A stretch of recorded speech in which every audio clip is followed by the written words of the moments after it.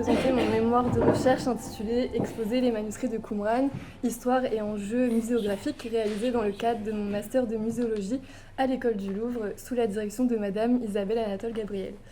Donc, découvert en 1947 à la veille de la proclamation de l'État d'Israël en actuelle Cisjordanie, les manuscrits de Qumran, également appelés les manuscrits de la mer morte, témoignent de la plus ancienne version connue de la Bible hébraïque à ce jour.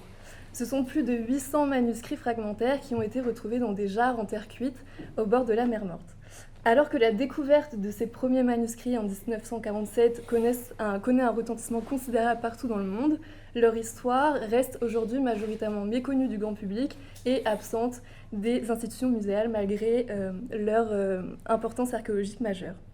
Dès lors, tout l'enjeu de ce mémoire a été de penser le silence qui entoure l'histoire de ces manuscrits et des objets qui leur sont affiliés. Pour ce faire, il a fallu prendre de la distance avec les premières études qumraniennes, principalement théologiques et archéologiques, pour inscrire notre réflexion dans une étude plus globale, à savoir celle de l'histoire politique des objets.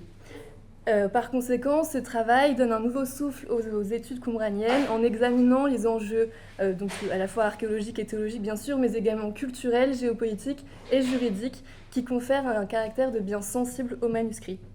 Pour comprendre ce silence, j'ai choisi de retracer les trajectoires individuelles de certains de ces objets qumraniens, en partant de leur découverte, en passant par leur étude dirigée par l'école biblique et archéologique française de Jérusalem, jusqu'à leur valorisation lors d'expositions à la fois temporaires, permanentes ou universelles, en France, en Amérique du Nord, en Israël et en Jordanie, de 1949 à 2020.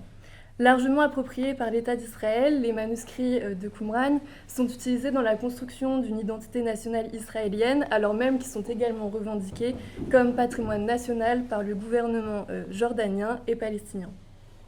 Mon étude s'achève sur ces enjeux diplomatiques en s'intéressant à la question de la propriété de certains de ces manuscrits dont dispose Israël, en raison de leur appropriation illégale par les autorités israéliennes lors de la guerre des 6 jours en 1967.